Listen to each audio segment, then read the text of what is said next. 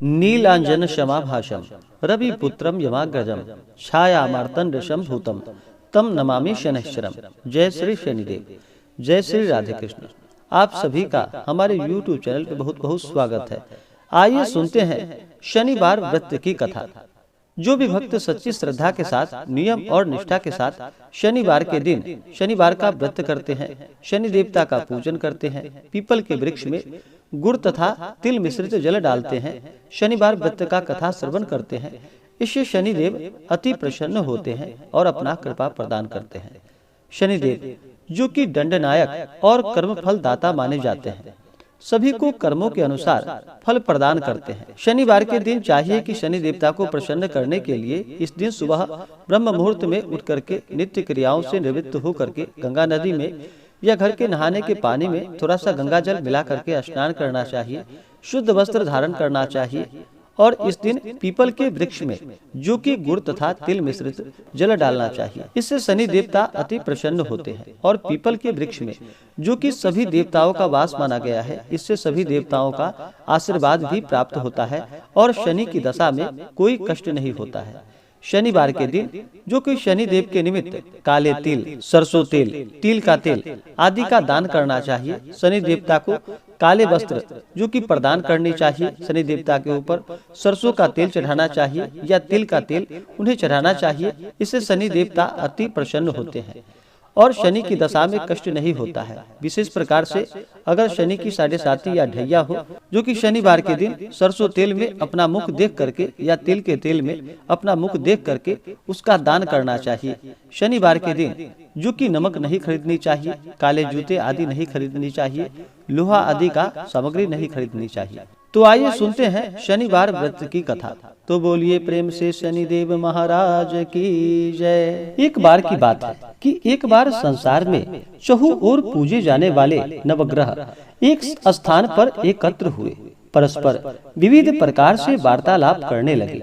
जब बात घूमती हुई उस स्थान पर आ पहुंची कि हम 9 ग्रहों में सबसे बड़ा सर्वाधिक पूजनीय कौन देव है, तो प्रत्येक ग्रह देवता स्वयं को बड़ा कहने लगे। इस बात पर जब बहुत देर तक वाद विवाद होता रहा और कोई निर्णय न हो सका, तो यह तय हुआ कि चलकर इंद्र देवता से इसका निर्णय कराना चाहिए। अतः वह 9 के 9 ग्रह इंद्र देव के समक्ष उपस्थित हुए। उन सबकी बातें सुनकर इंद्र देव भी बड़े सोच में पड़ गए।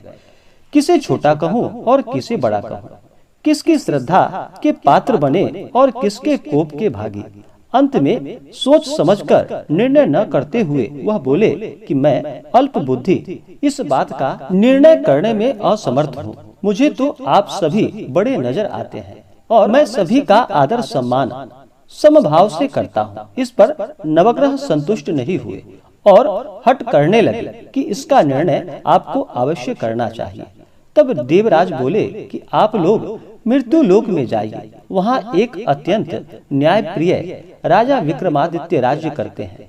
आप उनके पास जाइए, वह अवश्य आपका कोई उचित निर्णय अवश्य करेंगे।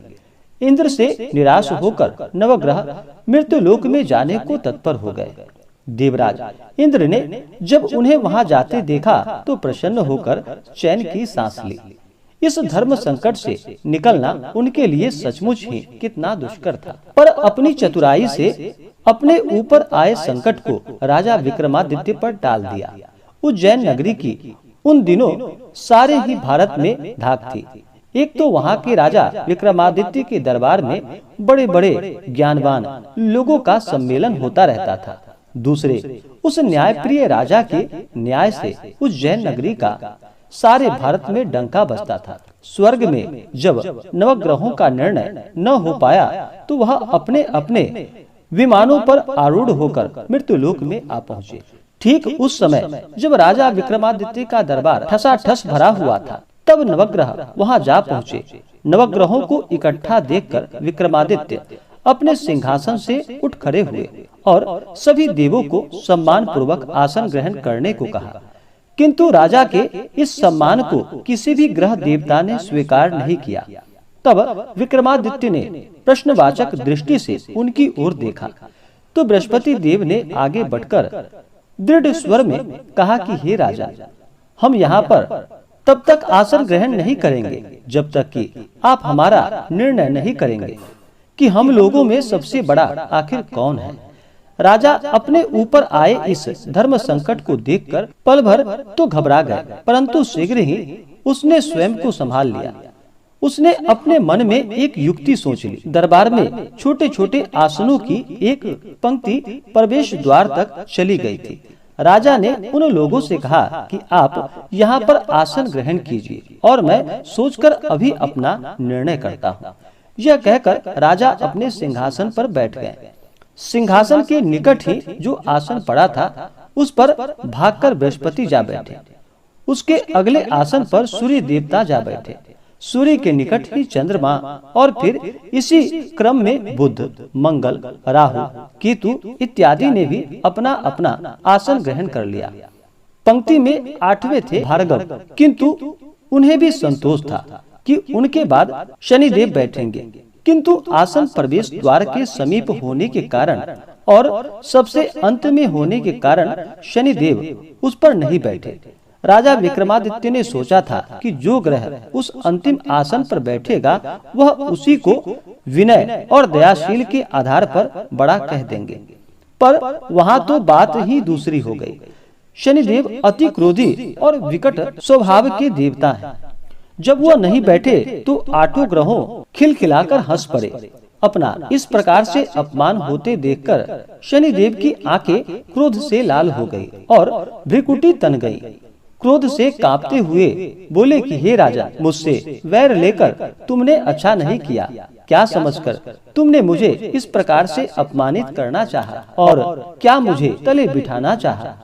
चंद्र ग्रह का प्रभाव 2.25 दिन रहता है और सूर्य, शुक्र और बुध का प्रभाव केवल आधा मास, सोम और मंगल 2 मास और गुरु 13 मास, राहु और केतु 18 मास रहते हैं, जबकि मैं 7.5 वर्षों तक रहता हूँ। इसलिए हे राजन, अब तुम सावधान हो जाओ। तूने जो अपमान किया है इसका दंड तुझे अवश्य मिलेगा। और फिर राजा के कुछ दिन तो आराम से बीते, लेकिन शीघ्र ही शनिदेव की कोप दृष्टि फिरी और राजा पर 7.5 आ गई।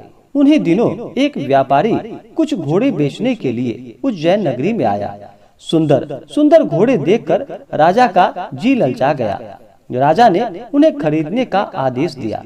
घोड़े में एक घोड़ा भंवर नाम का था। राजा उस पर चढ़कर देखने लगा।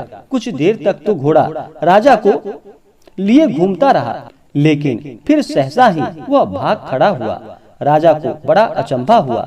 घोड़ा एक भयानक जंगल में राजा को पटक कर वहाँ से अंतर्ध्यान हो गया।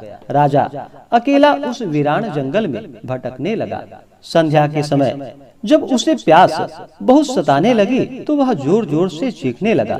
उधर एक पगडंडी से एक ग्वाला अपने गांव को जा रहा था। वह राजा की आवाज को सुनकर रुक गया। राजा उसके पास गया। ग्वाले ने उसकी व्यवस्था जानकर उसके निकट जाकर फिर उसे ले जाकर नदी से पानी पिलवाया। पानी पीने के बाद राजा स्वस्थ हो गया और प्रसन्न होकर उसने ग्वाले को अपने हाथों की अंगूठी उतार कर दे दी और उसने कहा कि मैं उज्जैन का रहने वाला हूँ, यहाँ रास्ता भटक गया हूँ, तुम मुझे रास्ता दिखाओ। तब ग्वाला उसे अपने साथ गांव ले आया। वहाँ एक मिष्ठान की दुकान पर राजा ने मिठाई खा पीकर अपनी भूख मिटाई और दुकानदार को भी एक अंगूठी उतार कर दे दी। दुकानदार के पूछने पर उसने उससे भी यही कहा कि वह उज्जैन नगरी का रहने वाला है और उसका नाम बोना है। फिर वह दुकान के बंद होने तक वही बैठा दुकानदार से बातें करते रहा। उस दिन दुकानदार की बड़ी बिक्री हुई। उसने सोचा कि यह भाग्यवान पुरुष है जो इसके आने से आज मेरी इतनी बिक्री हुई है। इसलिए रात होने पर वह उससे बोला कि वह उसके साथ उसके घर चले और उसके साथ ही भोजन ग्रहण करे। राजा फिर मान गया। जब वह दोनों घर पहुँचे तो दुकानदार की पत्नी ने उसका बड़ा स्वागत सत्कार किया और अतिथि के लिए विशेष रूप से भोजन भी तैयार किया। भोजन करते समय एक अद्भुत घटना हुई। जहाँ राजा भोजन कर रहा था वहीं सामने की दीवार पर सोने की एक सतलड़ा हार टंगी हुई थी। उसके पीछे एक चित्र था। सहसा ही वह हार वहाँ से अदृश्य हो गया। दुकानदार के यहाँ एक बांदी थी। उसने जाकर घर की मालकिन से कहा कि वहाँ खूंटी पर हार नहीं है। जब बात दुकानदार तक पहुँची तो उसने राजा से पूछा। राजा बोला, मुझे तो मालूम नहीं, तुम्हारे और मेरे अतिरिक्त तो यहाँ कोई आया भी नहीं था। यह सच बताओ, हार कहाँ है? राजा बोला कि मुझे मालूम नहीं, मेरे पास तो कोई हार नहीं है। जब कोई निर्णय नहीं हो सका तो दुकानदार राजा को उस नगर के राजा के पास ले गया। उस नगर के राजा ने जो विक्रमादित्य की भोली भाली सूरत देखी तो वह बोला कि यह व्यक्ति कभी भी चोरी नहीं कर सकता, और यह कहकर उसने विक्रमादित्य को छोड़ दिया। विक्रमादित्य जब उस नगर में यूं ही इधर उधर घूम रहा था, तब उस नगर के एक तेली ने उससे कहा कि वह उसके साथ काम कर ले तो उसे वह रहने के लिए स्थान और खाने को सामग्री भी देगा। राजा मान गया और तेली उसे अपने घर ले आया। वहाँ सारा दिन राजा धानी पर बैठा उसके बैलों को हाँकता रहता और तेली बाजार में तेल बेचने जाता। जब वर्षा ऋतु आई और मूसलाधार वर्षा होने लगी, तब धानी पर बैठे हुए विक्रमादित्य ने मौज में आकर ऊंचे स्वर में राग आलाप आरंभ कर दिया। निकट ही उस नगर के राजा का राजमहल था। वहाँ खिड़की पर बैठी राजकुमारी ने जब राजा का मधुर स्वर में गीत सुना तो वह अपना दिल हार बैठी। उसने बांदी को पता करने के लिए भेजा। बांदी वहाँ राजा को गाते हुए देखकर लौटी तो राजकुमारी से बोली कि वहाँ पर तो कोई एक अति सुकुमार नवयुवक बैठा मस्ती में आंखें बंद किए गा रहा है। राजकुमारी ने सुना तो उसने अन्न जल का त्याग कर दिया। रात तक जब उसने कुछ नहीं खाया तो रानी ने आकर उसे समझाया, पर वह बोली कि वह तो उस गाने वाले से ही शादी करेगी। रानी ने जाकर राजा से कहा कि राजकुमारी एक तेली पर मोहित हो गई है और उससे ब्याह करना चाहती है। राजा ने सुना तो बहुत क्रुद्ध हुआ। उसने तेली के घर से विक्रमादित्य को बुलवाया और उसके हाथ पैर कटवाकर जंगल में फेंकवा दिए। यह बात जब राजकुमारी को पता चली तो वह और भी अपनी बात पर दृढ़ हो गई और बोली कि मैंने तो अब उसी को अपना वर चुना है, वह चाहे कैसा भी हो, मैं उसी के साथ विवाह करूंगी। बेटी की हट को देखकर लाचार हो राजा ने दोबारा विक्रमादित्य को नगर में बुलवाया और उसने राजकुमारी का मामूली ढंग से पानी ग्रहण करवाया और एक साधारण मकान में दोनों को बसा दिया। दोनों वहीं रहने लगे। एक दिन जब विक्रमादित्य सोए हुए थे तो स्वप्न में शनिदेव नजर आए। विक्रमादित्य ने उनके सामने उन्हें नमस्कार किया और फिर क्षमा याचना की। शनिदेव ने उसे आशीर्वाद दिया और बोला कि अब तुम्हारी 7.5 खत्म हो गई है। राजा बोला, मुझसे जो गलती हुई उसके लिए मुझे क्षमा कीजिए। शनिदेव ने मुस्कुराकर उसे आशीर्वाद दिया और राजा के दोनों बाजू दोबारा निकल आए। राजा ने अपनी पत्नी राजकुमारी को रात को जगाया नहीं। वह रात को उसके गले में अपनी बाहें डालकर सो गया। सुबह राजकुमारी की जब आंखें खुली तो उसने अपनी गर्दन में बाहें पड़ी देखी तो वह चौंक कर उठकर बैठ गई। लेकिन शीघ्र ही विक्रमादित्य ने जाकर उसको सब बातें से उसे अवगत करा दिया। जब वहाँ के राजा को यह बात मालूम हुई तो वह भागा भागा आया और उस अपंग को फिर से स्वस्थ देखकर चकित रह गया। उसको भी विक्रमादित्य ने यही कहा कि यह सब शनिदेव की कृपा का फल है और विक्रमादित्य ने अपना वास्तविक परिचय भी दिया। उस राजा को अपना सारा किस्सा वृतांत उसे सुनाया और फिर सुनते ही राजा विक्रमादित्य के चरणों में वह राजा गिर गया और क्षमा याचना करने लगा। बस यह खबर शीघ्र ही सारे नगर में फैल गई। दुकानदार को जब यह खबर मिली तो वह भागा भागा आया और विक्रमादित्य के पांवों पर लौटने लगा। विक्रमादित्य ने उसे उठाकर आसन पर बिठाया और कहा कि तुम घर जाकर उसी खूंटी पर देखो, हार टंगा होगा। और सच ही दुकानदार ने देखा तो हार वहाँ पर टंगा पाया। राजा ने नौकरानियों के साथ लश्कर समेत विक्रमादित्य को वहाँ से विदा किया। राजा विक्रमादित्य जब राजकुमारी को लेकर अपनी नगरी उज्जैन में लश्कर समेत पहुँचे तो सारी नगरी में उत्साह छा गया अपने राजमहल में प्रवेश करने से पूर्व विक्रमादित्य ने नवग्रहों की पूजा की और शनि देव को सर्वोच्च स्थान दिया और साथ ही उसने नगर में ढिंढोरा पिटवा दिया कि शनि देव मनोवांछित फलों को देने वाले हैं और नवग्रहों में सर्वोच्च स्थान रखते हैं। इस प्रकार शनि देव को मनाकर विक्रमादित्य ने अपने राज्य, यश और कृति को प्राप्त कर लिया। तो बोलिए प्रेम से शनिदेव महाराज की जय। इसी प्रकार से जो भी भक्त सच्ची श्रद्धा के साथ शनि देवता का पूजन करते हैं, कथा श्रवण करते हैं, शनिदेव की कृपा से शनि की दशा में कष्ट नहीं होता है तथा सभी प्रकार के सुख और समृद्धि की प्राप्ति होती है। तो आशा करता हूँ कि यह जानकारी आपको अच्छा लगा हो। ऐसे ही ज्ञानवर्धक जानकारियाँ प्राप्त करने के लिए हमारे इस चैनल पे अगर आप नए हैं तो चैनल को लाल बटन दबा करके सब्सक्राइब करें, साथ में बेल आइकन घंटी को दबाएं ताकि मेरी वीडियो का नोटिफिकेशन आपको समय से मिलता रहे। वीडियो को लाइक करें, शेयर करें। सुखी रहें और स्वस्थ रहें। जय श्री राधे कृष्ण। धन्यवाद।